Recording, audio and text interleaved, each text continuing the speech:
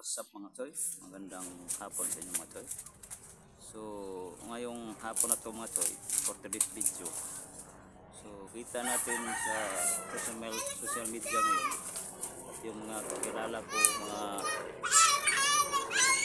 kapitbahay ko sa amin sa probinsya, at doon sa probinsya, doon sa ating talakayin mga choy, itong pagka-isut-isutan mga choy, nangyayari doon sa Toledo, Lake Bensis. Yun na ginawang turista ngayon, mga pasyalan ng mga turista. So sinong mga tao nakarating doon dahil maganda na siya tingnan, ayos siya. So dumidevelop sa mga pagturista. At dito kita natin sa social media ngayon, dito merong mga mukha na dating sa akin at masawali sa aking vlog. So atong nakita natin na viral ngayon. Dito merong isa kamuklo dito. Wag mababali to yung kanang so tingnan natin sa video natin. Merong isang bata na nakarating doon. Nakita natin dito, hindi to taga doon, galing sa Campo Tris, Cebu, Tris.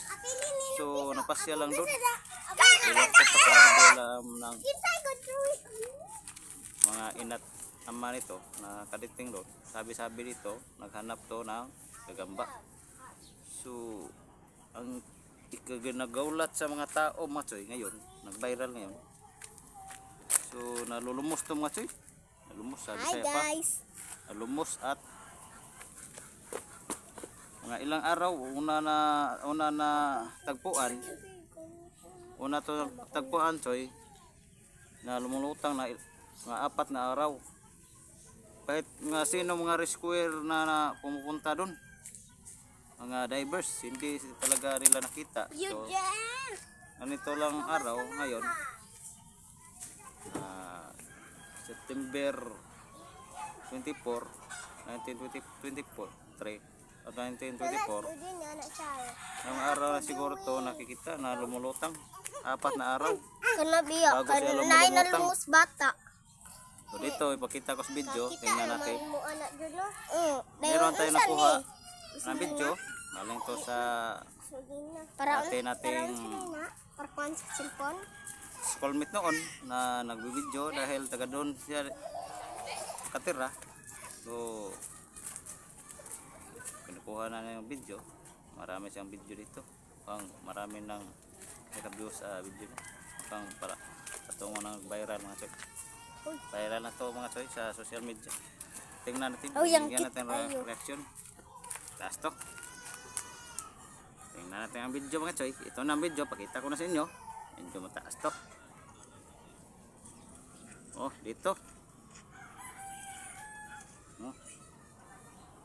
Dito nakaputi mga choy. Yun, lumulutang na mga choy. Wow. Lumulutang. Maganda ba? Malaki daw to mga choy dahil sa tubig. Ilang araw na sa ilalim bago lumutang. Sabi ko malaki palang tao mga choy. So nakaputi mga choy ito. Dating dito, fast forward natin. Dating dito, rescue na. Kasi dalitingan ng mga rescuer dito mga choy.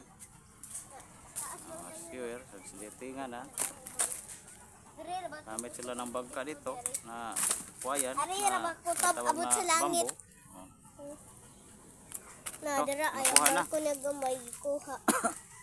Dito agad sinakay mga choy. Mukhang hinihigtan lang nila to, ginagapos para ihahon sa sa kilid ng tinatawag na lawa. Naglibat ng mata. Libat yun. Kinuha na nila, tapos ang mga rescuer nagsindatingan, mga Coast Guard daw to sa Toledo. Kinukuha na to at dinadala dito sa kilid ng lawa. Fast forward natin. Ito na, klaro na mga choy. Itong video mga choy, shout out ni bro dahil ni Dante Labugat. Kuha niya sa video niya. Kita na natin dito. Huwag kang mag up sa mga video ko. Ito na. Yun, kita natin. Nakuha na nila. Pusa na, medyo grabing ang baho na pala ito mga choy. Kasi 4 araw na. Dinadala na ng laplin mga choy sa kilid. Tapos dito dumating yung mga tao dito. Yun, andyan na sa lupa. Andyan na sa lupa mga choy.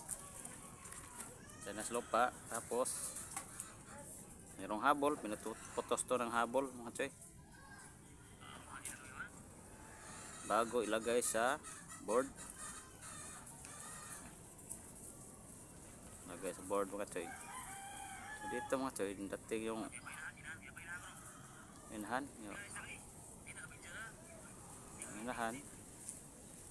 So, parang nakukuyapan daw ang inahan dito mga choy. Inahan at ama sa kakuguol mga choy. Dahil naguguol to ang mga ginikanan mga choy. Ang tawag sa nalulungkot pala. Masyadong nalulungkot yung mga ina at ama nito. Grabe ito mga choy. Mga choy, yung bata pa kami mga choy, palagi kami pumunta dito. Mahilig kami kasi sa isda. So kumukuha kami ng isda dito. Yung mga gagmating na isda, yung mga liit. At meron din kaming mangga dito mga choy. Yung edad pa namin dito, mga 6 years old o 12 years old. Lagi kaming pumunta dito. At umahapag kami dito mga choy. Pasyal kami dito. At meron pa akong gawa na pangkuha ng uwang mga choy. Tapos hindi ko nakuha kasi kinukuha ng iba sa tingin ko walang laman. Naunahan kami ng iba. Hindi po kami nakakuha. Grabe ito mga choy. Mga choy, nakalulungkot talaga mga choy isipin sa ama at ina to. Ito yung ina yung mga choy. Nakuyapan yung ina dito at ama. Grabe dating yung ama dito mga choy. Yung ama dito dumating mga choy. Yung ama dito. Dito kuyapan yung nahilo yung ama niya dito. Tapos sumunod yung ina nahilo din. Kuyapan daw nahilo. Grabe. Ito si grabe mga choy dahil mga mayroong sabi-sabi dito mga choy. Ito na binsis na to ng lake. Maraming kabalaghan dito. Ang paniniwala sa mga tao dito, mayroon daw nakatira. Hindi tulad sa atin. Kinukuha daw. Pero sa isip ko mga choy, talagang makamatay talaga to. Dahil lalim to na lawa nito. Kahit 3 talampakan siguro ng bambu na hindi pa siguro makatapas sa kilalalim na to mga choy. Dahil grabe to, man-made to mga choy. Ginagawa to ng man-made sa mining sa Toledo. Dahil may lalim to, ginagawa to ng mga bakho, hinahukay to upang nagkaganito nagawa ng lawa. Kinalabasan na gawa siya ng lawa ay nagkaganito ang lalim. Okay, matyo. Ito na, pinaputos na ng habol matyo. At inilagay ito sa kilid na sakyan dahil sa tingin ko imbestigahan pa ito matyo. Anong nangyari talaga pagkamatay dito ng bata ito. Yung edad nito nasa 14 anyos pala. Grabe. So dito mga choy, naghintay lang sila ng masasakyan mga choy. Sakyanan upang dadalhin na to sa kanilang bahay siguro sa may-ari nito, mga magulang nito. So nasing alisa ng mga tao mga choy. Uwi ito mga tao, maraming tao tumitingin dito. Grabe ito. So pag nagustuhan yung video na ito mga choy at vlog ko, pag-like and share, pakipala pala, subscribe my YouTube channel Boy Tikoy Vlog. So babo, tingnan nyo hanggang sa uli mga choy.